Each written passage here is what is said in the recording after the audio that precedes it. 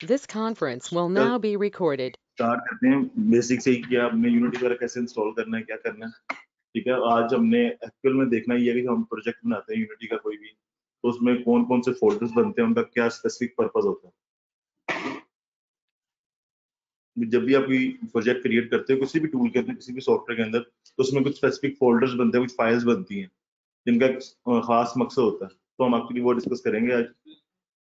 आप करना है सबसे पहले क्या, आपने सबसे पहले यहाँ पे यूनिटी डाउनलोड लिखोगे गूगल पे, तो डाउनलोड यूनिटी स्टोर ये आ जाएगा।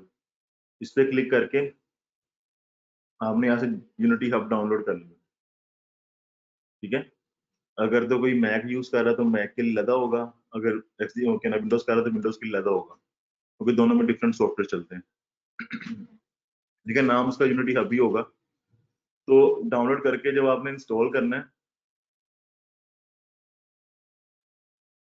ठीक है, इंस्टॉल के बाद आपके पास इस तरह से एक विंडो ओपन हो जाएगी। ठीक है, अभी यहाँ पे मेरे पास प्रोजेक्ट शो हो रहे हैं क्योंकि मैंने प्रोजेक्ट्स पे किए हुए हैं। आप जब भी न्यू इंस्टॉल करोगे तो यहाँ पे आपको कुछ नजर नहीं आएगा, एम्प्टी होगा। ठीक है, और सबसे जो बड़ी प्रॉब्लम आती हुई आती है कि जब आप इंस्टॉल करते हो आपको पहले लाइसेंस करना पड़ता है इसके अंदर। ठीक है, लाइसेंस के बगैर आप प्रोजेक्ट नहीं बना सकते या यूनिट इंस्टॉल नहीं कर सकते। उसका तरीकाकार क्या होता है, आपने यूनिटी हब में ये एक सेटिंग का आइकन बना होगा। ठीक है, विंडोज में भी और मैक में भी, दोनों में। आपने इस पर क्लिक करके यहाँ से लाइसेंस पे जाना है और यहाँ जाके आपने ऐड करना है। ऐड करके गेट फ्री पर्सनल लाइसेंस, ये आपने करना है। इसकी रीजन क्या है, इसकी रीजन ये है कि आपको फ्री एक लाइसेंस मिल जाएगा, लेकिन उसमें ये होगा कि आपको बार बार वो यूनिटी ओपन करने से रोकेगा नहीं। अदरवाइज क्या होगा, आप अगर लाइसेंस नहीं लगाओगे तो एक बार आपका ओपन हो गया तो अगली बार वो तंग करेगा आपको कि लाइसेंस लो, पहले लाइसेंस लो। तो फ्री लाइसेंस आप ऐड कर लो, एक्चुअली 2 से 3 महीने में निकल जाते हैं। जैसे ही आपका लाइसेंस खत्म हो, उसे यहाँ से डिलीट करो, जिससे मेरे पास लगा हुआ है ऑलरेडी, यहाँ से रिटर्न करो और दोबारा से ऐड कर लो। ठीक है, तो रीन्यू हो जाता है। तो ये काम करना, सबसे पहले आपने यूनिटी हब इंस्टॉल करके लाइसेंस लगाना है यहाँ पे। फिर उसके बाद इंस्टॉल पे जाना है। यहाँ पे आपके पास उस टाइम कुछ नहीं लिखा आ रहा होगा। अभी तो मेरे पास 2 वर्जन लिखे आ रहे हैं, दोनों मैंने इंस्टॉल किए हुए हैं। आपको यहाँ पे एम्प्टी लिखा आ रहा होगा, नो इंस्टॉल लिखा आ रहा होगा। इंस्टॉल एडिटर पे जाना है। 2020 का जो भी लेटेस्ट वर्जन यहाँ पे आ रहा होगा आपके पास, आपने उस पर इंस्टॉल करना है। ठीक है, इंस्टॉल पे क्लिक करके यहाँ से एंड्रॉइड बिल्ड सपोर्ट के तीनों को चेक करके आपने जस्ट कंटिन्यू कर देना। ठीक है, तो उससे आपका क्या होगा, एडिटर इंस्टॉल हो जाएगा। ठीक है, बेसिक इंस्टॉलेशन का बता रहा हूँ कि इंस्टॉल कैसे करना है आप लोगों ने। अब इसके अंदर हमारे पास जो मैंने पहले लेक्चर में बताया था कि ये मल्टी प्लेटफॉर्म सपोर्टेड है। आप इसमें एंड्रॉइड भी कर सकते हैं, आप इसके अंदर क्या नाम है, आईओएस भी कर सकते हैं। क्यों मैं एंड्रॉइड पे फोकस करता हूँ, क्योंकि सबके पास ज्यादातर एंड्रॉइड की फोन्स अवेलेबल होते हैं। ठीक है, इसलिए एंड्रॉइड डेवलपमेंट में जरा इजी होता है सीखना। लोग टेस्ट कर लेते हैं अपनी गेम, अपने प्रोडक्ट खुद ही बना के टेस्ट कर सकते हैं। जबकि अगर आईफोन की आप बात करो तो आईफोन पे क्या होगा, आपको स्पेसिफिक डिवाइस लेनी पड़ेगी पहले, ताकि उस पर आप टेस्टिंग कर सको। तो इसलिए ज्यादातर लोग एंड्रॉइड डेवलपमेंट से ही स्टार्ट करवाते हैं। तो आप लोगों ने जो भी डिटेल इंस्टॉल करना है, ठीक है, मैं प्रेफर करूंगा 2020 का वर्जन इंस्टॉल कीजिए, 2021 या 22 पे ना जाए, क्योंकि वो भी डिसेंट है। जो भी रिसेंट होते हैं उसके अंदर मसले होते हैं। तो ये 2020 वाला जो इस टाइम वो स्टेबल है काफी हद तक। तो आपने इसको इंस्टॉल करके, तो इसके आपने एंड्रॉइड के तीनों पोर्शंस को चेक कर देना। ठीक है, तीनों को चेक करके आपने कंटिन्यू करना है, आपका एडिटर इंस्टॉल हो जाएगा। ठीक है, जब एडिटर इंस्टॉल होगा तब आपने प्रोजेक्ट पे क्लिक करके यहाँ से अपना प्रोजेक्ट क्रिएट करना है। ठीक है, अगर तो मल्टीपल यूनिटी इंस्टॉल किए हैं आपने, तो यहाँ पे ऑप्शन पूछेगा किस पे आपने ओपन करना है। जो आप जो न्यू प्रोजेक्ट बना रहे हो आपने किस पे ओपन करना है, तो आप 2020 को सिलेक्ट करके यहाँ से यहाँ पे नेम दे दो।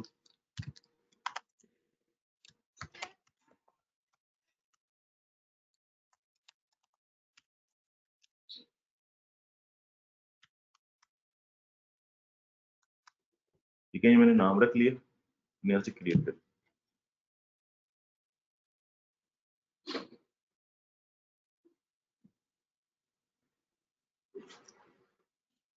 तो ये आपका प्रोजेक्ट बन जाएगा।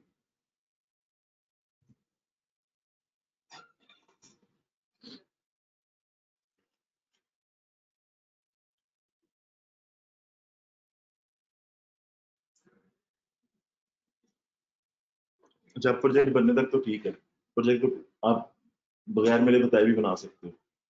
अब मेन जो चीज हमने डिस्कस करनी थी कि जो प्रोजेक्ट क्रिएट करते हैं तो उसके बैकएंड पे कुछ फाइल्स बनते हैं, कुछ फोल्डर्स बनते हैं जिनका स्पेसिफिक पर्पस होता है, हमने वो डिस्कस करना है। ठीक है, ये मैंने प्रोजेक्ट बना लिया। अब जब भी आप नया प्रोजेक्ट बनाओगे तो बाय डिफॉल्ट वो क्या होगा, पीसी मैक लिनक्स स्टैंडअलोन इस प्लेटफॉर्म पे होगा। ठीक है, ये ऊपर देख रहे हो आप,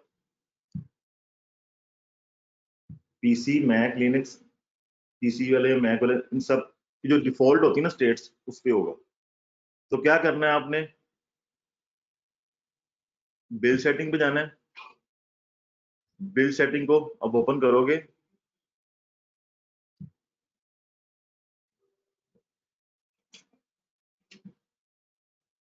जब बिल्ड सेटिंग पे जाना है आपने, तो यहाँ पे आपके पास प्लेटफॉर्म्स आ रहे हैं सारे, तो आपने एंड्रॉइड पे क्लिक करके स्विच प्लेटफॉर्म कर देना।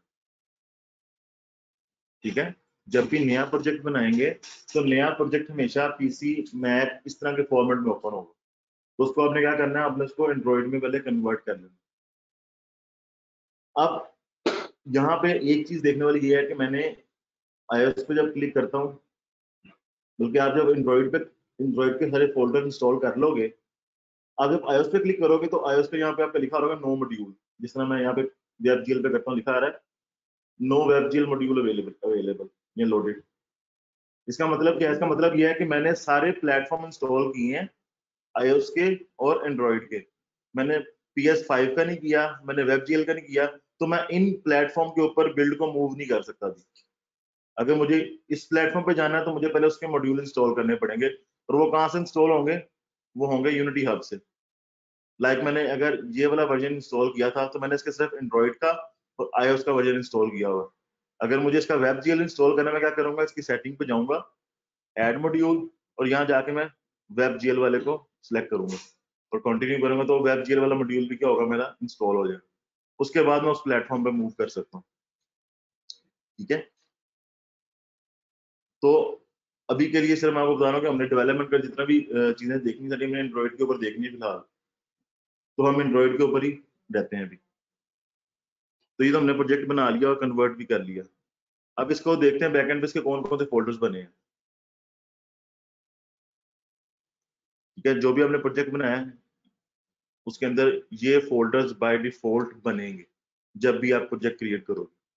अब इन फोल्डर्स का स्पेसिफिक पर्पस है, जैसा कि सबसे पहले क्या है, एसेट्स का फोल्डर है। अब एसेट्स के फोल्डर के नाम से क्या लग रहा है आपको, कैसे क्या करेगा ये फोल्डर, इसका मकसद क्या होगा, इसके नाम से क्या लग रहा है आप लोगों को, ये क्या करेगा?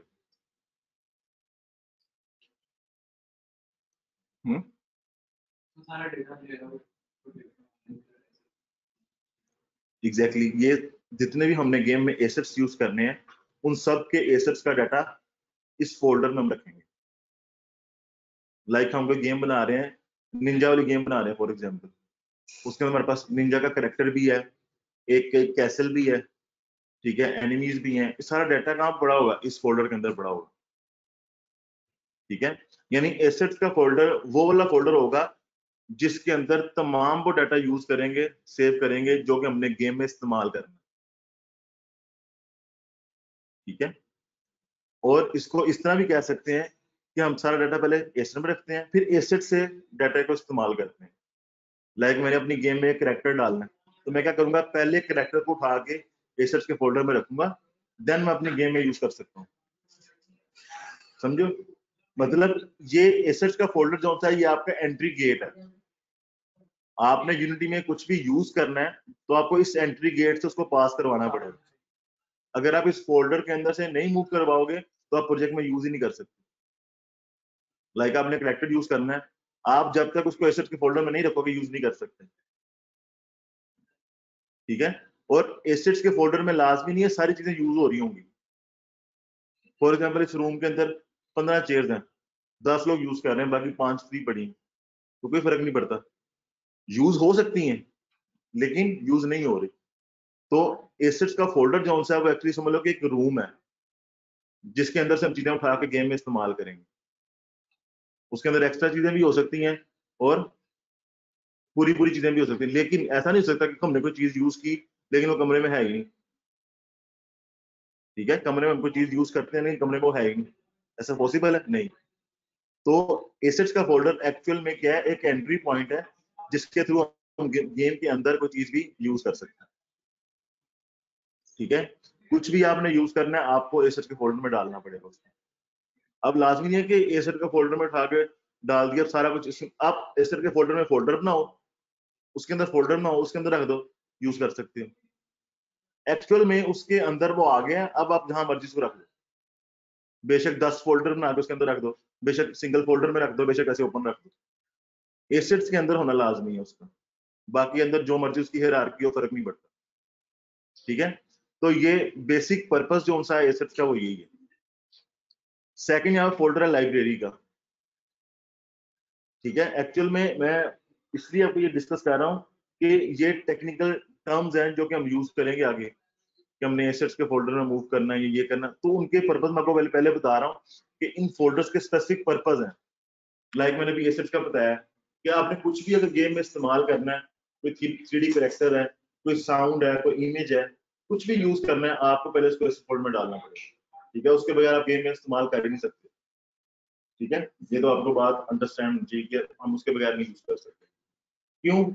क्योंकि यूनिटी को जो चीज समझ आती है वो सिर्फ बेसिक का फोल्डर है, उससे बाहर कुछ भी होगा उसको समझ नहीं आएगी क्या है। तो जब भी वो रीड करता है वो एसेट्स के फोल्डर के अंदर से रीड करता है, उसके बाहर से रीड नहीं करता। सेकंड फोल्डर है लाइब्रेरी का। अब लाइब्रेरी का फोल्डर भी थोड़ा टेक्निकल है। इसका मतलब ये है टेक्निकल में कि अगर मैं एक मतलब एक पाकिस्तान का रेजिडेंशियल हूँ, तो अब मेरे लिए किसी चाइनीज से बात करना क्या होगा, मुश्किल होगा। अगर मुझे चाइनीज से किसी से बात करनी है तो मैं क्या करूंगा, कोई ना कोई इंटरप्रेटर हायर करूंगा जो कि मेरी लैंग्वेज को कन्वर्ट करेगा उसकी लैंग्वेज में और उसकी लैंग्वेज को कन्वर्ट करेगा मेरी लैंग्वेज। सेम एग्जैक्टली यही काम लाइब्रेरी का फोल्डर करता है।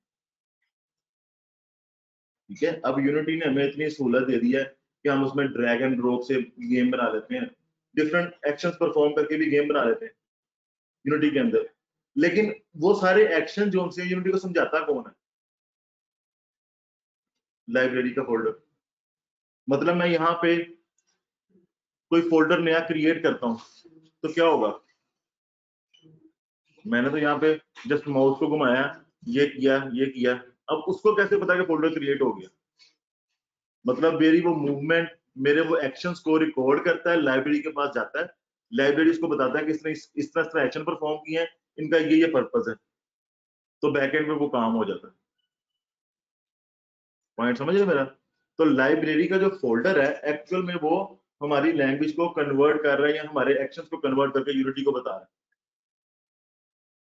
समझे बात? जिस तरह से एग्जाम्पल के तौर पर मैंने प्रोजेक्ट क्रिएट किया, मैंने क्रिएट करते ही क्या किया, इसको एंड्रॉइड में स्विच कर लिया प्लेटफॉर्म इसका।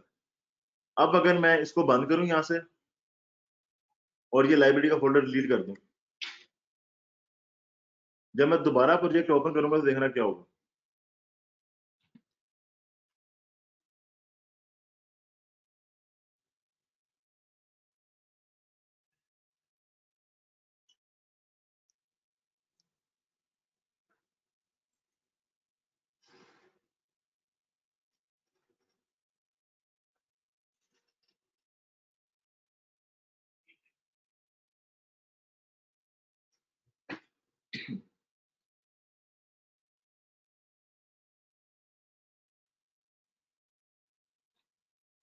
प्रोजेक्ट ओपन हो गया, लेकिन प्लेटफॉर्म देखो कौन सा कर दिया उसने वापस,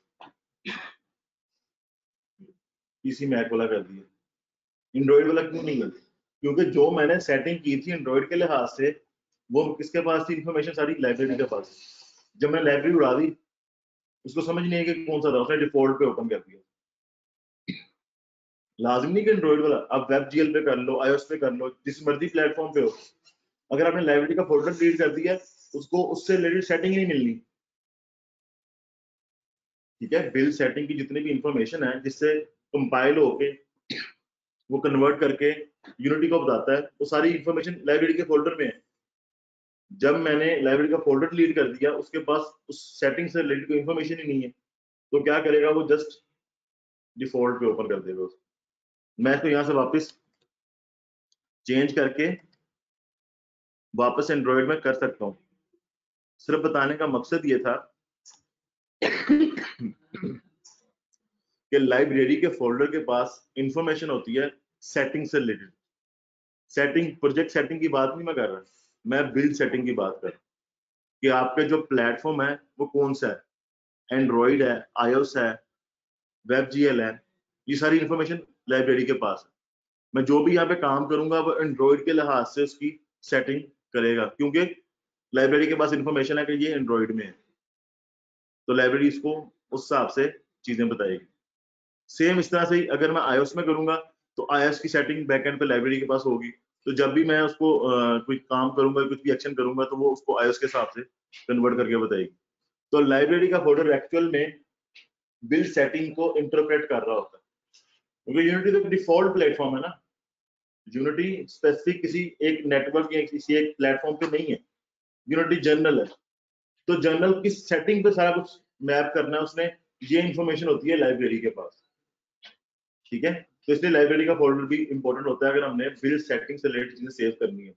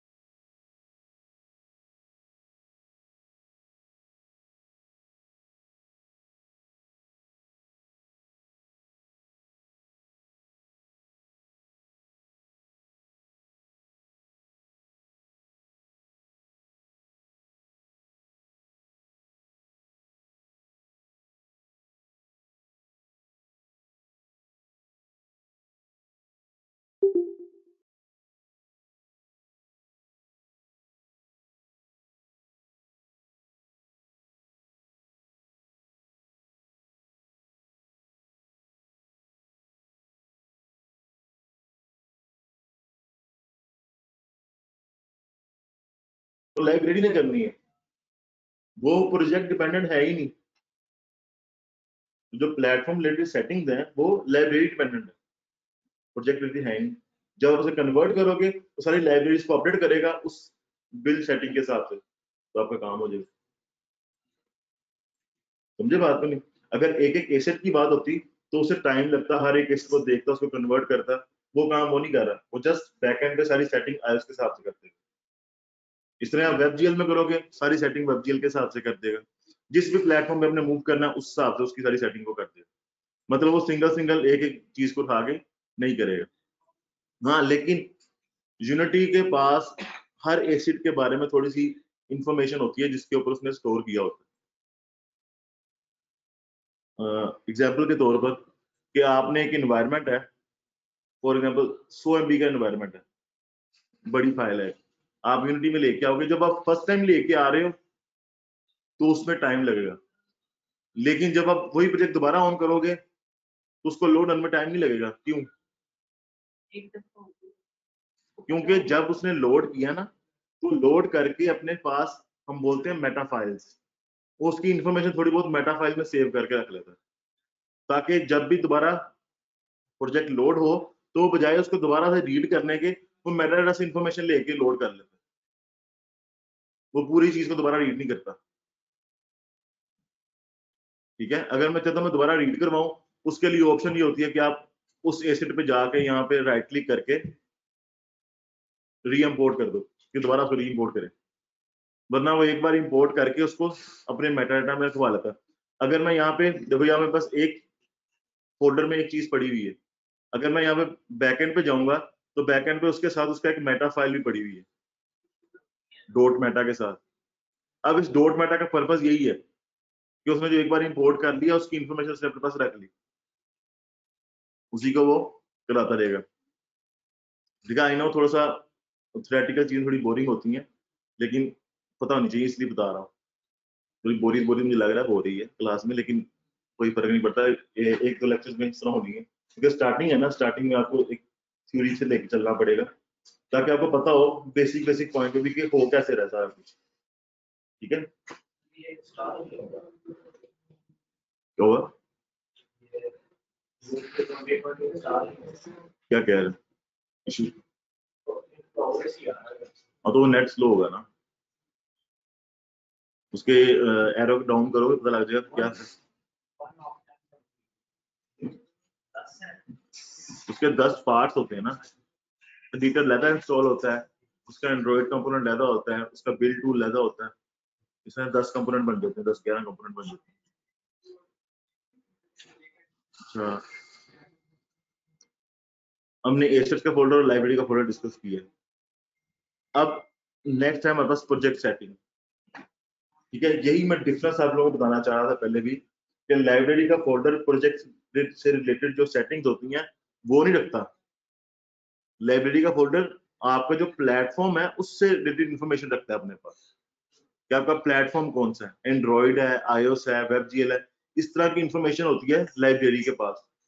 जबकि प्रोजेक्ट सेटिंग के पास कौन सी इंफॉर्मेशन होती है कि आपका प्रोजेक्ट का नेम क्या है, आपका पैकेज नेम क्या है, वर्जन क्या है, बिल्ड कोड क्या है, साउंड की क्या सेटिंग रखी हुई है आपने आपने क्या नाम है ग्राफिक सेटिंग क्या रखी हुई है, मतलब इस तरह की इतनी इन्फॉर्मेशन है जो प्रोजेक्ट की सेटिंग से रिलेटेड है, वो सारी की सारी प्रोजेक्ट सेटिंग के पास होती है।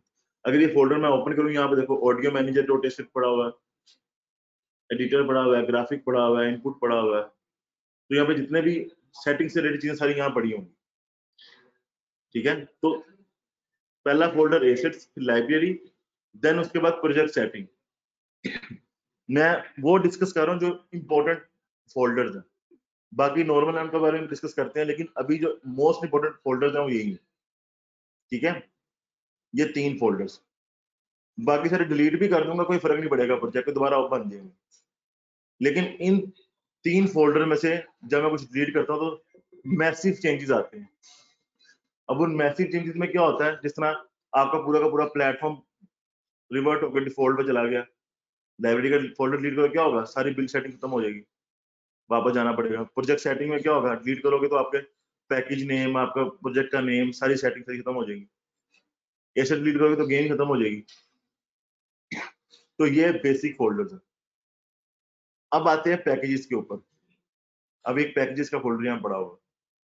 अब मुझे पहले ये बताओ, आपको लाइब्रेरीज का कंसेप्ट है कि लाइब्रेरी क्या होती है, किसी को पता हो?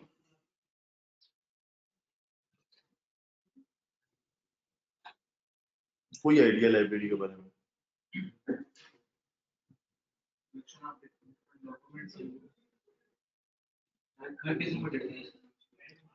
देखो, लाइब्रेरी एक लाइब्रेरी दूसरी से बुक्स वगैरह पढ़ते हैं, उसकी बात नहीं मैं कर रहा। मैं आईटी फील्ड में बात कर रहा हूँ, लाइब्रेरी क्या बोलते हैं, लाइब्रेरी से बोलते हैं।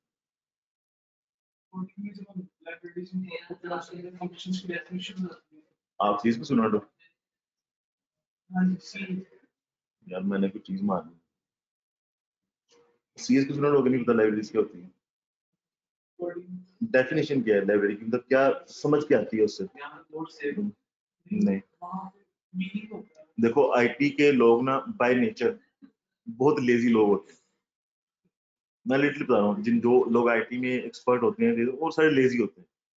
अब एक चीज को बार बार करने से उनकी जान जाती है कि एक काम को बार बार करना पड़े, तो क्या होता है, वो अपने जो काम बार बार रिपीट होने हैं उनको अपने पास सेव कर लेते हैं, बजाय इसके कि वो सारा का सारा कोड दोबारा दोबारा करें और जस्ट उसको पेस्ट करते रहते हैं। बेसिक लेवल पहले ये होता था, दिस इज द लाइब्रेरी। जो बेसिक स्टार्ट हुआ ना, जब प्रोग्रामिंग स्टार्ट हुई थी, तब के लेवल की जो लाइब्रेरी थी वो ये थी कि जब भी कोई कोड यूज करना जो पहले हमने यूज किया था, वहां से कॉपी करो डाल दो। दोबारा लिखना ना पड़े। ठीक है, तो वो बेसिक लाइब्रेरी वो थी। फिर क्या किया, फिर उन्होंने कहा कॉपी भी करके लिखना क्यों है बीच में, डायरेक्ट उसी ब्लॉक का रेफरेंस दे दो, हमने लिखना भी क्यों है। जहां पर मुझे फॉर एग्जाम्पल वो सम का फंक्शन है, हम सिर्फ प्लस लिखते हैं, वो जमा करता है। अब जमा के पीछे क्या फंक्शनैलिटी हो रही है, कैसे वो जमा करता है, ये तो आपको नहीं पता ना। अब इसके पीछे पूरा का पूरा कोड है, और वो कोड का क्या किया हुआ है, बैकएंड पे लाइब्रेरी सेव की हुई है। तो जब भी हम प्लस लिखते हैं, तो बजाय वो प्लस के साइन को समझे, वो डायरेक्ट लिंक होता है एक ब्लॉक के साथ। जब भी हम प्लस लिखते हैं, उस ब्लॉक को एग्जीक्यूट कर देते हैं, हमारा सम होके आंसर आ जाता है। ठीक है, मतलब एज सच प्लस का साइन कुछ भी नहीं है, जस्ट एक ऑपरेटर है जो कि रेफरेंस हुआ हुआ है किसी ब्लॉक के साथ। अब जो ब्लॉक्स होते हैं, इनको वो एक फाइल में बना के सेव कर लेते हैं, दिस इज लाइब्रेरी फाइल। समझे बात कि नहीं समझे, दिस इज लाइब्रेरी। क्या आपने अपना रीयूजेबल कोड जो उसका आपने संभाल के एक फाइल में रख लिया। मैं अपनी लाइब्रेरी भी लिख सकता हूँ, आप लोग अगर प्रोग्रामिंग करो, आप अपनी अपनी लाइब्रेरी लिख सकते हो। ठीक है, आपने अगर सेम फंक्शन यूज करना है, आपने ऊपर लिखना है इंक्लूड करो मेरी लाइब्रेरी और यूज करो दिस फंक्शन, बस आपको फंक्शन इस्तेमाल हो जाएगा। तो कहने का मतलब ये कि बाय नेचर जो आईटी के लोग हैं वो थोड़े से लेजी होते हैं इस मामले में कि बार बार क्यों लिखना है एक चीज को। तो उसने बनाया लाइब्रेरी में, और लाइब्रेरी अपने पास रख ली। जब भी उससे रिलेटेड कोई काम करना है, उन्होंने वो लाइब्रेरी यूज करनी है और नीचे अपना काम कर लेना, बजाय सारा सारा कोड दोबारा लिखने के, वो चीज यूज हो जानी है। समझे, दिस इज लाइब्रेरी। तो यही काम यूनिटी ने भी किया। ठीक है, अब जो चीजें बार बार यूज होनी है, यूनिटी ने वो ऑलरेडी बना के रख दी, जिसने इस्तेमाल करना है यहाँ से कर लो, बजाय इसके कि अपना अपना लिखने बैठो। यूज करना यहाँ से कर लो। एग्जाम्पल के तौर पर, जितने भी लोग हैं मोबाइल गेम्स अगर बनाते हैं, उन सब के अंदर उसने इन ऐप परचेज रखी होती हैं कि आप गेम के अंदर कुछ परचेज कर लो। लाइक आपने कॉइन्स खरीदने हैं, आप अपने क्रेडिट कार्ड से पे करते हो, कॉइन्स खरीद लेते हो। इसमें भी ऐसे ही है, कोई चीज परचेज करनी है, क्रेडिट कार्ड या किसी भी ऑनलाइन प्लेटफॉर्म से पे करते हो और परचेज कर लेते हो। अब परचेजिंग वाला काम तकरीबन हर ऐप में होता है। अब हर बंदा बार बार वो काम लिखने बैठ जाए, समझे बात को नहीं। तो क्या किया यूनिटी ने, बाय डिफॉल्ट एक इन ऐप का लाइब्रेरी बना के दे दी, तो जिसने भी इन ऐप यूज करनी है लाइब्रेरी यूज करे, ये कॉल करे, अब काम हो जाएगा, बजाय इसके कि वो खुद लिखने बैठे हर चीज को। जब यूनिटी ने अपनी लाइब्रेरी नहीं दी थी, तो लोग अपना अपना फंक्शन लिखते थे। समाटो का एक प्लगइन आता था, उससे हम इन ऐप परचेज वाला काम करते थे। ठीक है, कुछ लोगों ने अपने नेटिव फंक्शन लिखे थे। तो कहने का मकसद ये है कि उन्होंने लोगों की एफर्ट बचाई। इस तरह के, सिर्फ मैंने एक एग्जांपल दी है, इस तरह के और मल्टीपल पैकेजेस हैं। जिस तरह एड्स है, अगर हमें अपनी गेम में कोई एड वगैरह लगाना है, तो क्या करना पड़ेगा, हमें हर एक को अपने अपने हिसाब से कोड करना पड़ेगा। यूनिटी ने अपने एड्स बना के दे दिए, अगर एड यूज करना तो ये यूज कर लो।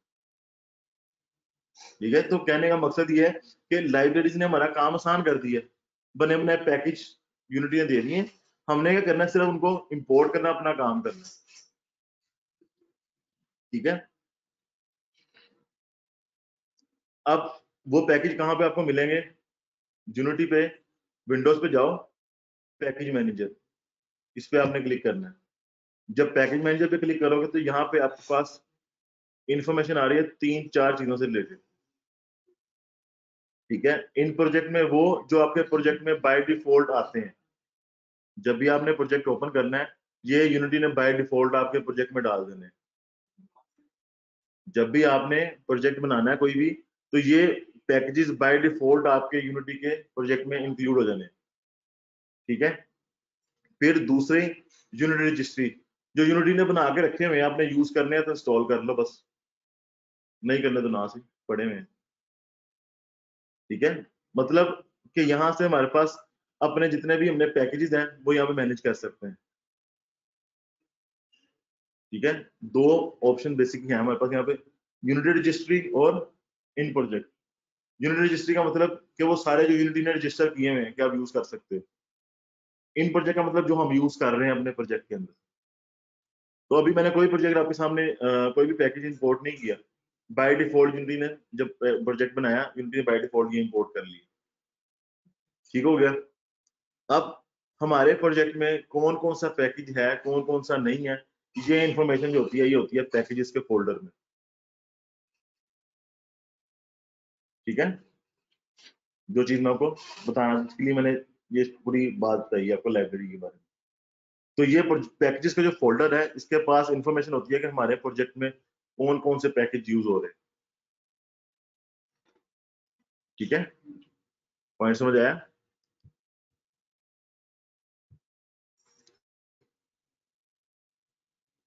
एसेट्स का फोल्डर किसके लिए?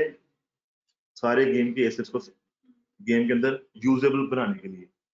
अगर यूज करना है गेम में तो एसेट फोल्डर में रखना पड़ेगा। सेकेंड है लाइब्रेरी, जो कि बिल्ड सेटिंग की इंफॉर्मेशन अपने पास रखती है। ठीक है, फिर प्रोजेक्ट सेटिंग, जिसके पास सारे प्रोजेक्ट से रिलेटेड सारी सेटिंग्स पड़ी होंगी। फिर मैंने डिस्कस किया पैकेजेस के बारे में, जिसके पास इंफॉर्मेशन होती है कि मैंने कौन कौन से पैकेज यूज किए। ठीक है, अब नेक्स्ट हमारे पास है टेम्प का फोल्डर। अब टेम्प का फोल्डर किसी पर्पस की वजह से इंट्रोड्यूस करवाया गया। मतलब अगर मैं 2019 से पहले चला जाऊं तो टेम्प का फोल्डर नहीं था। 2018 तक टेम्प का फोल्डर इंट्रोड्यूस नहीं था। टेम्प का फोल्डर इंट्रोड्यूस करवाने का पर्पस क्या है? पहले आपको एक प्रॉब्लम बताता हूँ, फिर उसका सोल्यूशन बताऊंगा कैसे हो सकता है। प्रॉब्लम ये है, मैं पीसी पे एक गेम पे काम कर रहा हूँ। ठीक है, यहाँ पे गेम में जो स्टोरिंग होती है ना चीजों की, होती है सीन्स के अंदर। मल्टीपल सीन है, लाइक आपने अक्सर गेम खेली होगी, एक मेन्यू का सीन होता है जिसमें प्ले बटन और ये वो चीजें लगी होती हैं, प्ले करते हो, लेवल सिलेक्शन आती है, लेवल सिलेक्शन में आप लेवल पे क्लिक करते हो, गेम प्ले शुरू हो जाता है। तो ये मल्टीपल सीन्स होते हैं, मल्टीपल सीन्स होते हैं। तो यूनिटी में एक्चुअल में सीन्स बने होते हैं। ठीक है, मैं काम कर रहा हूँ, मैं एक सीन पे काम कर रहा हूँ, मैं सीन काम करते करते मैंने भी सेव नहीं किया, अभी मैंने सीन सेव नहीं किया, मैं काम कर रहा हूँ जस्ट। काम करते करते मैंने सेव का बटन प्रेस किया, और सेव का बटन प्रेस करते ही लाइट चली गई। एग्जाम्पल के तौर पर सेव किया, अभी सेव हुआ नहीं था, लाइट चली गई, तो क्या होगा?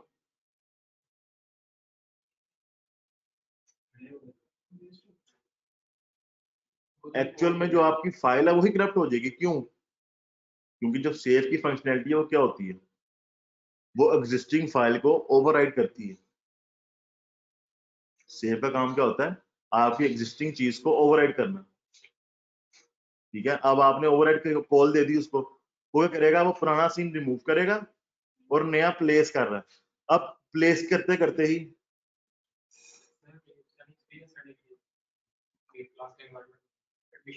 ठीक है बैक। तो अब पॉइंट मेरा ये है कि जैसे ही आपने सेव की कमांड भेजी, अब उसने पहला वाला को डिलीट किया। ओवरराइड में यही होता है ना, पहला रिमूव होगा, फिर नया वाला उसकी जगह पे प्लेस होगा। अब पुराना रिमूव कर दिया उसने, अब नए को वो प्लेस कर रहा है, नए को वो प्लेस कर रहा है, कोई सेव नहीं, सही तरह प्लेस हुआ नहीं, लाइट चलेगी। तो क्या होगा? आपकी पहली वाली चीज भी रिमूव हो गई और नया वाला भी प्रॉपर सेव नहीं हुआ, तो आपका पूरे का पूरा वो सीन ही करप्ट हो गया। क्योंकि ओवरराइड में यही होता है ना, पहले रिमूव होती है फिर नई प्लेस होती है। ऐसा नहीं होता कि थोड़ी हुआ ना, लेकिन जब ओवरराइड करते हैं, ओवरराइड में क्या होता है? एग्जैक्टली, रिमूव करके एडिशन होती है। जब रिमूव हुआ, एडिशन हो रही है, एडिशन होते ही आपकी लाइट चलेगी, एडिशन हुई नहीं होगी, तो क्या होगा? आपकी वो फाइल क्या होगी? नहीं, आप जब भी सेव करते हो ना, आपकी परमानेंट मेमोरी में जाता है। वो सेविंग वाला काम जो है वो आपके टेम्प मेमोरी में नहीं होता, मेन मेमोरी में नहीं होता। सेव वाला जितना भी काम है ना, वो आपकी परमानेंट स्टोरेज होती है ना। मतलब अगर मेन मेमोरी में काम करना, उसके लिए तो आपके पास वेरिएबल्स हैं, आप वेरिएबल्स यूज करो जो मेन मेमोरी में यूज होते हैं। जब आप कोई फाइल सेव करवाते हो, अगर आपने कोई इवन के मैट्रिक की कंप्यूटर के अंदर भी मेरे ख्याल से ये टॉपिक्स हैं फाइल हैंडलिंग वाले, कि आपने फाइल को हैंडल करना, कैसे हैंडल करोगे, ओपन करोगे, सेव करवाओगे, फिर क्लोज करोगे। ओपन क्यों करवा रहे हैं? क्योंकि वो आपकी मेन मेमोरी वाला काम नहीं है, वो है आपकी परमानेंट मेमोरी वाला काम। वो पहले परमानेंट मेमोरी से उठाता है, उसको ओपन करता है, उसमें चीज सेव करवा के उसको क्या करता है? क्लोज करता है। एक्चुअल में काम आपकी मेन मेमोरी पे नहीं हो रहा, वो हो रहा है आपकी परमानेंट मेमोरी के ऊपर। तो इसीलिए पहले होता था जब हम इस तरह काम करते थे, स्पीड में काम कर रहे हैं हम लोग, तो उसमें हुआ कि हमने सेव किया और वो सेव करते करते अगर लाइट चली गई, कुछ हुआ, तो आपकी वो पूरी की पूरी फाइल करप्ट हो गई। अब आपको वो फाइल रिकवर नहीं हो सकती। क्यों? क्योंकि वो एक्चुअल में डिलीट नहीं किया आपने, उसके लिए तो वो वही फाइल है, लेकिन उस पर डाटा सेव नहीं हो सका। तो इस प्रॉब्लम्स का सलूशन उन्होंने ये निकाला, उन्होंने बीच में एक टेम्प वेरिएबल रख दिया। ठीक है, टेम्प वेरिएबल उसने रख दिया। अब इससे होगा क्या? इससे होगा ये कि जब मैंने सेव करवाया, जब मैं सेव करवा रहा हूं, तो पहले क्या होगा, बल्कि टेम्प फोल्डर बनता क्या है, जब भी आप प्रोजेक्ट ओपन करोगे ना, जितना भी आप काम कर रहे हो रन टाइम पे, वो आपका पहले टेम्प फोल्डर में हो रहा होगा। टेम्प फोल्डर भी परमानेंट मेमोरी है, और जो आपका परमानेंट स्टोरेज है वो परमानेंट मेमोरी है। अब मसला आता था जब आप मेन मेमोरी से परमानेंट में मूव करते हो। मसला तब था जब आप मेन मेमोरी से परमानेंट में आ रहे हो। अब उसने क्या किया, उसने मेन से डायरेक्ट उस फाइल में आने के बजाय एक थर्ड वेरिएबल परमानेंट पे बना दिया। क्योंकि अगर इस तरह का केस हो भी जाए, एक्चुअल में आपके पास ओरिजिनल फाइल तो सेव होगी,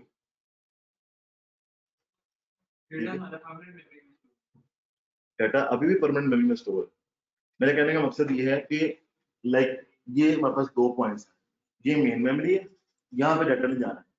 तो उसने किया, उसने डायरेक्ट यहाँ भेजने की बजाय एक बीच में टेम्प का फोल्डर रख लिया, वो भी परमानेंट पे ही है।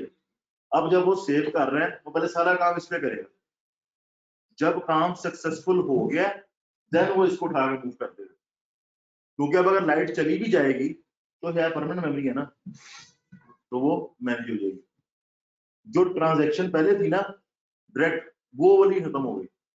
अब अगर सेव होते होते लाइट चली भी गई, ये मेमोरी मेन मेमोरी खाली भी हो गई, तो ये इसमें नहीं जाएगा क्योंकि कंप्लीट नहीं हुआ। आपका एक्चुअल डाटा क्या हुआ, सेव रहा। आपका रिसेंट काम उड़ेगा लेकिन आपका परमानेंट काम नहीं उड़ेगा। इससे पहले जो पहले सिनेरियो बन रहा था उसमें क्या था, डायरेक्ट यहाँ से यहाँ जा रहे हो, जाते जाते कुछ काम हुआ, आपकी मेन चीज ही करप्ट हो गई। तो इस चीज को रोकने के लिए उन्होंने बीच में टेम्प का फोल्डर इंट्रोड्यूस करवा दिया। तो जब भी आप प्रोजेक्ट ओपन करोगे, टेम्प का फोल्डर बन जाएगा। जैसे मैं प्रोजेक्ट क्लोज करूंगा, ये देखो टेम्प का फोल्डर ऑटोमेटिकली डिलीट हो जाएगा, क्योंकि उसका और पर्पज ही कोई नहीं है। उसका सिर्फ एक ही पर्पज है कि डाटा को ऑप्टिमाइज करके सेव करवाए, ताकि डाटा लॉस ना हो, बस ये इसका पर्पज है। उसका एक्स्ट्रा इसके अलावा कोई पर्पज नहीं है। ठीक है, अब एक है यूजर सेटिंग। यहाँ पे अब यूजर सेटिंग में क्या होता है, अब यूजर सेटिंग में नई चीज है, पहले यूनिटी में नहीं थी। नई चीज कैसे, देखो मैंने एक प्रोजेक्ट बनाया जिसका, जब भी आप प्रोजेक्ट में आते हैं तो एक डिफॉल्ट लेआउट होता है उसका, कि उसकी ये सीन विंडो है, उसका ये गेम विंडो है, ये उसकी प्रोजेक्ट सेटिंग है, सारी डिफॉल्ट चीजें बड़ी होती हैं। मैं कहता हूँ मुझे ये लेआउट पसंद नहीं आ रहा, मैं अपने हिसाब से उसको अरेंज करता हूँ। अगर मैं ये देखूँ, ये होती है इसकी डिफॉल्ट, ये इसकी डिफॉल्ट सेटिंग है। जब भी आप प्रोजेक्ट बनाओगे पहली दफा, तो आपका इस अरेंजमेंट में प्रोजेक्ट बनेगा। ठीक है, मैं पर्सनली मुझे ये अरेंजमेंट नहीं पसंद। मैं क्या करूंगा, मैं इस अरेंजमेंट को अपने हिसाब से मोल्ड कर लूंगा।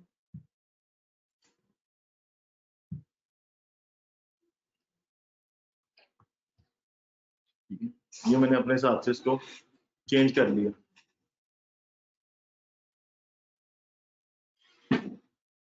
ठीक है, ये क्या है, मेरी एडिटर की सेटिंग है। ये क्या है, एडिटर की सेटिंग है। अब ये उसने अपने पास इंफॉर्मेशन रख ली कि ये मेरी सेटिंग है। अब जब भी मैं कोई नया प्रोजेक्ट भी बनाऊंगा तो मेरा ऐसी सेटिंग ओपन कर देगा, क्योंकि ये एडिटर की सेटिंग मैंने की हुई है। ठीक है, फॉर एग्जाम्पल मैंने किसी दोस्त को प्रोजेक्ट भेजा, अब उस दोस्त ने अपने हाथ से कोई और सेटिंग की हुई थी, लेकिन जब वो प्रोजेक्ट को ओपन करेगा, वो इसके अंदर से ये फोल्डर मिलेगा एडिटर सेटिंग वाला, इधर गया,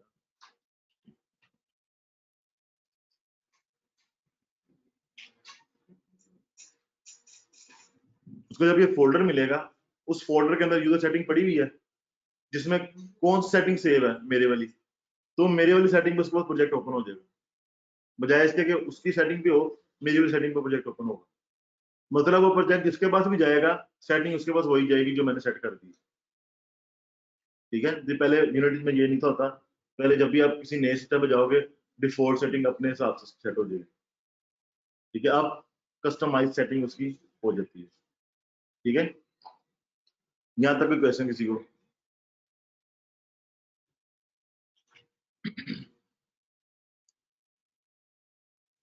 ठीक है, अभी के लिए आपका काम क्या है? अभी के लिए आपका काम ये है कि आपने जाके यूनिटी को इंस्टॉल करना है। ठीक है, आपने अपने पास प्रोजेक्ट को क्रिएट करके उसके ऊपर आपने उसके अंदर जितने भी विंडोज हैं, लाइक जिस तरह ये विंडो है, ये एक सीन विंडो है, ये गेम विंडो है, ये हायरार्की है, ये प्रोजेक्ट है, ये इंस्पेक्टर है, इनके बारे में कुछ ना कुछ पंगे लेने की कोशिश करनी है इनके साथ, इसको छेड़ना है आपने। ठीक है, छेड़ने से मेरा मुराद ये है, इसको देखो ये होता क्या है, इससे करते क्या है इन चीजों से। ठीक है, डिस्कस अभी मैं नहीं कर रहा, मैं डिस्कशन से पहले बोल रहा हूँ उसको छेड़ो। क्यों? क्योंकि जब आप ऐसे छेड़ाछाड़ी करोगे कोई ना कोई क्वेश्चन जेन में आएगा, कोई ना कोई पॉइंट राइज होगा आपके जेन में, जिससे आपको क्या होगा, कुछ ना कुछ फायदा ही होगा। ठीक है, जब हम कल इसको डिस्कस करेंगे वो क्वेश्चन आप उसमें पूछ सकते हो। मुझे बात नहीं समझे? तो मेन एक्चुअल में जो पॉइंट है वो यही है कि आपने इसको छेड़ना है, इसके साथ इसको इंस्टॉल करके इसको पंगे लेने हैं, जितने ले सकते हो कि मैं इसके अंदर ये कैसे करूंगा, वो कैसे करूंगा, ट्राई करके देखो। ठीक है, अभी हमने कुछ भी डिस्कस नहीं किया, सिर्फ प्रोजेक्ट क्रिएट करके उनके डिस्कस किया कि उसके पीछे बैकएंड की स्टोरी क्या है, उस प्रोजेक्ट के अंदर होगा क्या क्या, उस प्रोजेक्ट की आर्किटेक्चर क्या है, हायरार्की क्या है, उसके अंदर जो फोल्डर बनते हैं वो किस मकसद से बनते हैं, क्यों बनते हैं, हमने इन चीजों को डिस्कस किया। ठीक है, अभी हमारे हम इस काम की तरफ एक्चुअल प्रैक्टिकल वर्क की तरफ नहीं आए। इस कोर्स के पहले 4 लेक्चर हमने इस तरह रखे हुए हैं जिसमें हमने इसके बारे में सिर्फ इंफॉर्मेशन इकट्ठी करनी है, यूनिटी एक्चुअल में चीज क्या है। ठीक है, एक्चुअल में हमने अभी इसका फर्स्ट लेक्चर जो हम डिस्कस कर रहे हैं ये है यूनिटी इंस्टॉलेशन और प्रोजेक्ट आर्किटेक्चर। ठीक है, प्रोजेक्ट के आर्किटेक्चर के बारे में डिस्कस कर रहे हैं ना, तो प्रोजेक्ट का आर्किटेक्चर क्या होगा, उसमें कौन से फोल्डर्स बनते हैं, क्या क्या पर्पज है। फिर सेकंड जो आपका लेक्चर होगा वो होगा यूजर इंटरफेस, कि यूनिटी का जो इंटरफेस है उसमें कौन कौन सी विंडोज हैं, उनके क्या क्या स्पेसिफिक पर्पज हैं, कौन सा काम कौन सी विंडो से करते हैं। ठीक है, फिर नेक्स्ट आपका होगा कि हम जो स्क्रिप्टिंग हमने इसके ऊपर करनी है प्रोग्रामिंग के लिए, उन स्क्रिप्टिंग को थोड़ा डिस्कस करेंगे कि कौन कौन सी तरीकों से हम स्क्रिप्टिंग इसके ऊपर करेंगे। ठीक है, अब ज्यादातर लोग आप में से मेरे ख्याल से वो हैं जिन्होंने सिर्फ मैट्रिक किया हुआ है, किया हुआ है, इनको प्रोग्रामिंग का आइडिया नहीं है। उनके लिए ये होगा कि उनको क्लासेस का इन्फॉर्मेशन मिल जाएगी, क्लासेस क्या होती हैं, किस तरह से हम स्क्रिप्टिंग इसके अंदर कर सकते हैं। तो जितना भी बेसिक रिलेटेड चीजें हैं सारी हमने 4 लेक्चर तक यही है। फिर उसके बाद हमारी एक्चुअल में शुरू होगी प्रैक्टिकल वर्क, जिसमें हम कुछ ना कुछ प्रैक्टिकल काम कर रहे होंगे। ठीक है, क्योंकि डायरेक्ट प्रैक्टिकल करवा दूंगा तो फायदा कोई नहीं है। जब बेसिक्स नहीं पता पीछे क्या हो रहा है तो बताने का ना मजा आएगा, तो ना करने का आपको मजा आएगा। जब आपको पता होगा बैकएंड पे अच्छा इस तरह ही चलना है, ये होता है, तो फिर आपको करने का मजा भी आएगा। ठीक है, तो मेरा जो पर्सनल यही है ओपिनियन कि जो जो चीजें हम डिस्कस करते हैं कोशिश करो उससे ज्यादा पंगे लेने की। मतलब कल अगर मैं यूजर इंटरफेस बताता हूँ, आप उस पर कोई ना कोई ऐसे नहीं बोर्ड में कोई ना कोई पंगे लेके आओ। मतलब मैंने आपको सिर्फ इंटरफेस का बताया, आपने उस इंटरफेस में एनवायरनमेंट डाल दिया, समझे बात की नहीं? मतलब कुछ एक्स्ट्रा उससे करो ताकि आप लोगों की स्पीड मेरे से थोड़ी सी आगे रहे। आप आगे के चलो, मैं आपको उसकी बेसिक बताता हूँ साथ साथ। ठीक है, तो जो मेरा गाइड करने का तरीका मेरा यही है कि मैं सुनूंगा तुम थोड़ा सा मेरे से आगे रहो, आप लोग आगे के बढ़ो, मैं आपको उसकी बेसिक चीजें बताऊंगा कि आपने इतना किया तो उसकी ये हुआ, तो उसका मकसद ये था, ये इसलिए इस तरह से हुआ, ताकि आप लोगों को बेसिक्स क्लियर हो उसकी। क्योंकि ये एक्चुअल में है तो बेसिक कोर्स थी ना। किसी भी अगर मैं बात करता हूँ ना आईटी की फील्ड की, किसी भी आईटी की फील्ड के अंदर अगर आपको बेसिक्स आती है ना तो आप उसके कुछ भी कर सकते हो। अगर बेसिक नहीं आती कुछ नहीं कर सकते। मैं एक सिंपल एग्जांपल देता हूँ। C++ लैंग्वेज पढ़ाते हैं हर इंस्टीट्यूट में, हर यूनिवर्सिटी में। जब आपको C++ क्लियर हो जाती है ना, उसके बाद कोई भी लैंग्वेज अपनी मुश्किल नहीं होती। क्यों? क्योंकि बिल्कुल बेसिक पे वही है, उससे नीचे कोई लैंग्वेज नहीं है हाई लेवल। तो अगर आपको सी में लैंग्वेज C++ में काम करना आ गया तो आप किसी भी लैंग्वेज में काम कर लो। तो इसलिए वो जो पढ़ाते हैं, हालांकि उनको पता है कि इंडस्ट्री में C++ कहाँ यूज होती है, बहुत कम जगह है, लेकिन फिर वो क्यों पढ़ाते हैं यूनिवर्सिटी में? क्योंकि उनका ये क्लियर विजन है कि यार जब बेसिक आ जाएगी ना तो आगे इंसान खुद ही जा जाता है। अब आप लोगों ने अक्सर ये देखा होगा कि क्लास में अगर 20 बच्चे हैं, उन 20 बच्चों में से एक बच्चा बहुत एक्स्ट्राऑर्डिनरी कर रहा है, एक बच्चा बिल्कुल कुछ नहीं कर रहा। रीजन क्या होती है? मसला टीचर के साथ नहीं होता, मसला किसके साथ होता है? उसकी अपनी एफर्ट के साथ है। मतलब उसका तो काम है, उसने आपको चीजें बता दी। अब जो एक्स्ट्राऑर्डिनरी काम कर रहा है उसका मतलब ये उसने उससे बढ़ के कुछ करने की कोशिश की है, वो टीचर से आगे चलने की कोशिश की है उसने। और जो पीछे है इसका मतलब है उसने उस तक भी जाने की कोशिश नहीं की, इसलिए वो पीछे है। तो ये सब पॉइंट बताने का मेरा मकसद ये है कि आप लोग आईटी का कोर्स कर रहे हो, आईटी के कोर्स में आप लोगों ने अपनी स्पीड नहीं छोड़नी, आपने मेरे से आगे आगे चलना है। जो चीजें मैंने बताई हैं आप उससे एक्स्ट्रा पंगे लो, उससे मैं एक्चुअल में इसको पंगा बोलता हूँ। ठीक है, इसके जो टेक्निकल था वो ये ना एक्सप्लोर करो, मैं कहता हूँ पंगे लो। नहीं पता ना फिर भी छेड़ो उसको, कुछ तो होगा ना, कुछ तो होगा, कुछ समझ आएगी। नहीं आएगी तो कम से कम क्वेश्चन तो आएगा ना माइंड में, जो आके आगे पूछ लोगे। तो हमेशा एक कदम आगे चलो। टीचर ने बताया सिर्फ वहां तक नहीं जाना, उससे आगे देखना। ये अप्रोच आईटी के हर बंदे में होनी चाहिए। अगर होगी तो आप लोग बाकियों से बेहतर हो। एक कंपनी में 3 लोगों ने ज्वाइन किया सेम डेट पे, एक बंदे की सैलरी साल बाद 3 गुना हो गई है, बाकी 2 की उतनी है। भरे नहीं क्यों? सेम अपॉर्चुनिटी थी, सेम कंपनी थी, सेम काम था, उसकी 3 गुना क्यों हो गई? उसने एक्स्ट्रा एफर्ट की है। उसकी एफर्ट कंपनी ने देखी कि इसने एक्स्ट्रा, इसको कहा था कि 3 दरवाजे ऐड करने हैं, उसने 6 कर दिए। उसने कहा था कि 3 इसमें फीचर डालने हैं, उसने 15 डाल दिए। बाकी 2 ने 3 के 3 ही किए हैं बस। वो एक्सपेक्टेशन मीट कर रहे हैं और वो बंदे ने इनिशिएटिव्स लिए हैं, तो वो बंदा सक्सेसफुल ज्यादा होता है इंस्टेड ऑफ कि जो सिर्फ उस पॉइंट तक रहे। इस पूरी बात का, इस पूरे लेक्चर का सिर्फ ये मेरा पर्पज है कि जो चीज हम यहाँ पढ़ोगे या सीखोगे, घर जाके उससे आगे जाने की कोशिश करो, सिर्फ वहां तक नहीं। बात ऐसा भी होता है कि मैंने आपको एक सिर्फ हिंट दिया है, ये चीज इस तरह से करके देखना, लेकिन मुझे क्या फर्क पड़ता है, नहीं करोगे तो क्या होगा? मेरा नुकसान तो नहीं है, नुकसान तो आपका है। तो अक्सर लोग ये कहते हैं संडे का देखा, देख लिया ठीक है। जब कहने में कुछ पर्पज होगा पीछे बताने का कि यार ये देखो चीज क्या होती है, तो हर चीज में कोई ना कोई आपका फायदा ही होगा। खाली एक्सप्लोर करने से, खाली पंगे लेने से भी आपका ही फायदा। क्या फायदा होगा? क्वेश्चन के जेन में आएगा, क्वेश्चन जेन में आएगा, आगे पूछ लोगे सर इसका मैंने एक किया था, मुझे ये मसला आया, ये बताइए क्यों आया, ये कैसे आया, तो मैं बता दूंगा। अदरवाइज क्या होगा, आपके जेन में क्वेश्चन होंगे भी ना, मैं बता ही नहीं सकूंगा। क्यों? क्योंकि मुझे क्या पता आपके जेन में क्या क्वेश्चन है, आप कहाँ पे स्टक हो रहे हो। तो ये 2 वे कम्युनिकेशन है। एक तो मेरा इतना थोड़ा अल्हम्दुलिल्लाह एक्सपीरियंस है कि मैं देख रही हूँ इसको समझ आ रही है, इसको नहीं आ रही।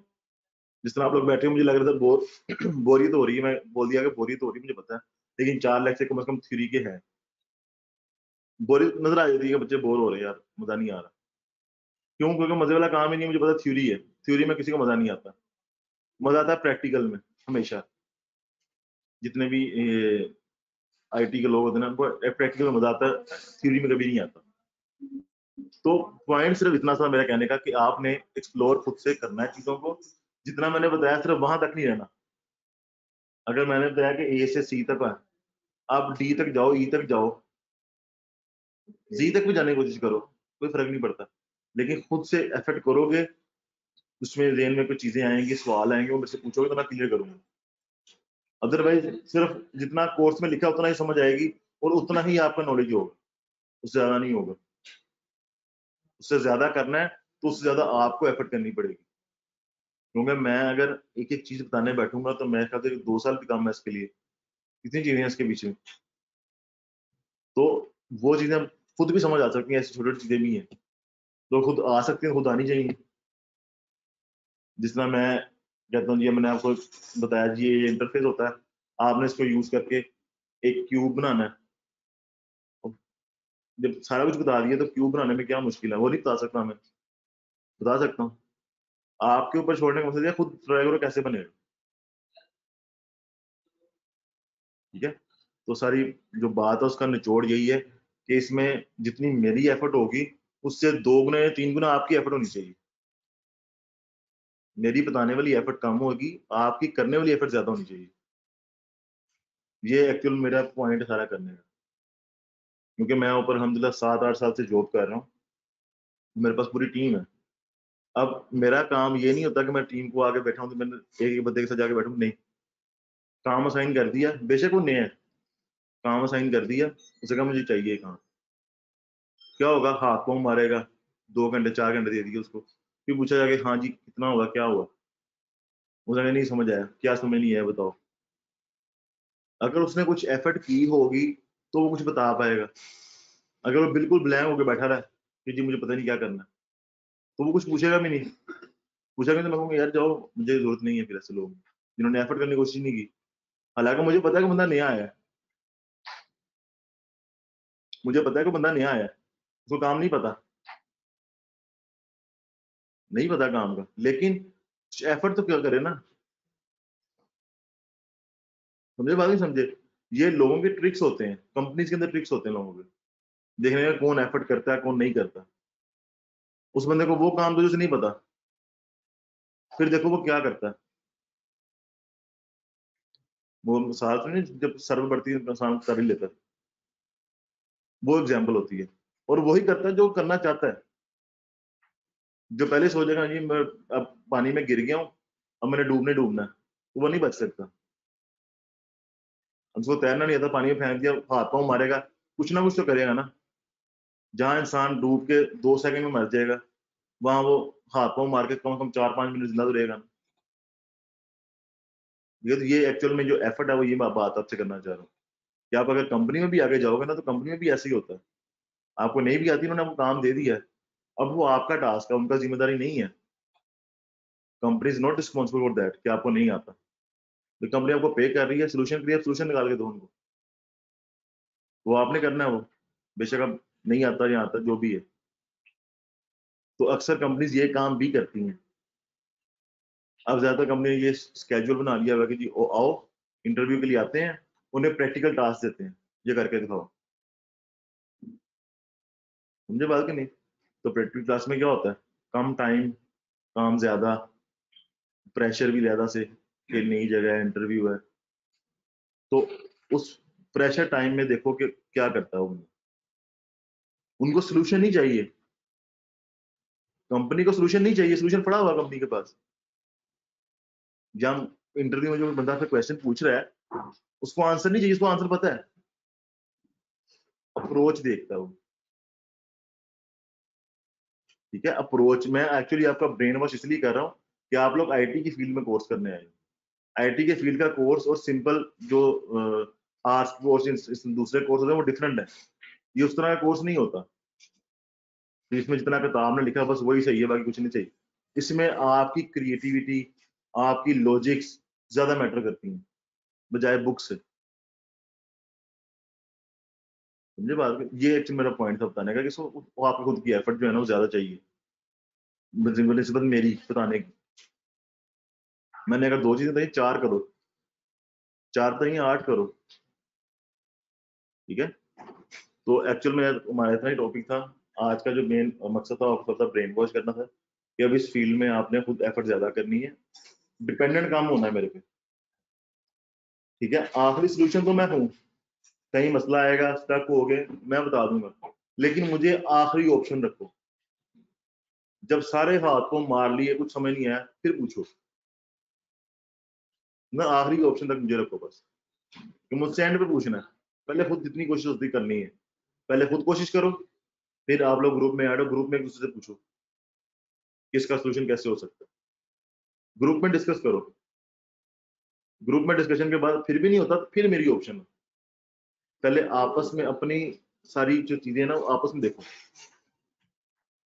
जो मैं बता दूंगा मैं आपको डायरेक्ट बता दूंगा, ठीक है। इसकी मैं एग्जाम्पल अक्सर देता हूँ कि मैंने कहा जी ये इस दुकान पे आपने जाना है, अब क्या करोगे, यहाँ से आपने जब खुद जाओगे आपको रास्ता नहीं पता, आप घूमते हुए जाओगे, अल्टीमेट चला जाता है इंसान, अल्टीमेट सोल्यूशन निकल आता है। क्या होगा, आप घूम फिर के जाओगे, पहुंच जाओगे। मैं बताऊंगा आपको डायरेक्ट रास्ता बता दूंगा, आप डायरेक्ट आ जाओगे। अब जो घूम फिर के आप गए हो रास्ते में बहुत सारी चीजें आप आएंगी जो एक्सप्लोर कर सकते हो, मैं बताऊंगा सीधा रास्ता है, बीच में कोई एक्स्ट्रा चीज नहीं आएगी जो आप सीखो। तो इसलिए वो मेरा पॉइंट था कहने का, ठीक है। मुझे अंदाजा हो रहा है बोरियत का कि हो रहे हो गए बोर, लेकिन कोशिश मैंने की है थोड़ा सा एंटरटेन करने की। अच्छा, यहाँ तक क्वेश्चन किसी का हो, मतलब इंस्टॉलेशन मैंने बताई है, सिर्फ आज इंस्टॉलेशन थी और उसके बैकएंड के प्रोसीजर थे कि उसके बैकएंड के प्रोजेक्ट में होता क्या क्या।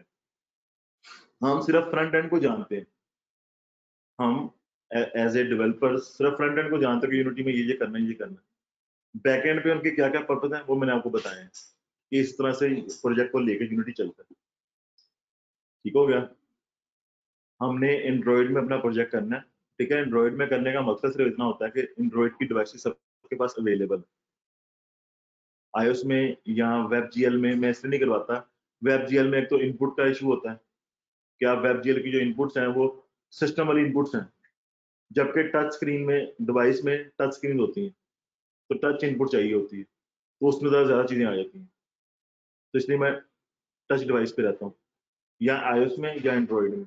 एंड्रॉइड इसलिए कि एंड्रॉइड सबके पास अवेलेबल होता है, आईफोन कम लोगों के पास होता है, इसलिए एंड्रॉइड में ज़्यादा हम लेके जाते हैं। तो हमने इसमें एंड्रॉइड में रहते हुए वही काम करना है अपना इंशाल्लाह। जो है ना, कल हमने इसका इंटरफेस डिस्कस करना है। इंटरफेस डिस्कस करके आप लोगों को मैंने एक टास्क देना है जो कि मैं नहीं बताऊंगा कैसे करना है, ठीक है। वो आप लोगों को खुद करना है। देखो वही बात, अल्टीमेटली मैं तो बता दूंगा, लेकिन मुझे एंड वाली ऑप्शन रखो कि मेरे से पूछना ही ना पड़े, मेरे से पूछना ही ना पड़े, समझो मुझे नहीं आता, अपने दिन में अपने सर को नहीं पता, आपने खुद करना है, ठीक है। एंड पे सोल्यूशन तो निकल ही आएगा ना कोई, लेकिन आप लोग उसको खुद से एक्सप्लोर करोगे तो आपको रास्ते में वही जो एग्जांपल थी कि घूम के जाओगे ना, रास्ते में 10-5 दुकानें और नजर आएंगी आपको जिनसे आपको फायदा होगा। मैं बताऊंगा तो सीधा रास्ता बताऊंगा, या मैं आपको लिंक दे दूंगा, इस लिंक से देख लो, खुद एक्सप्लोर करोगे तो ज्यादा बेनिफिट होगा।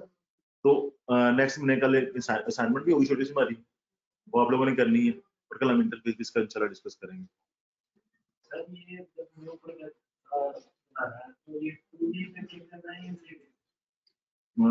To D three D same चीजें हैं, थ्री डी कर लो। टू डी थ्री डी में एक्चुअल डिफरेंस जो है ना वो आपकी उसका सीन हायरार्की का आता है कि आपने जब सीन आपने जब बनता है ना, ये विंडो बनती है, इसमें अगर टू डी पे क्लिक करते हो तो ये चीज क्लिक हुई आती है, अगर थ्री डी करते हो ये क्लिक नहीं होती, बस ये डिफरेंस है, ऐसे कोई डिफरेंस नहीं है।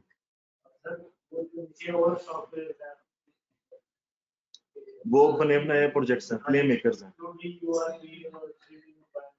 बने बनाए प्रोजेक्ट्स हैं, वो करने की जरूरत नहीं है। हम सिर्फ एमटी बनाएंगे अपना और एमटी के ऊपर काम शुरू करेंगे।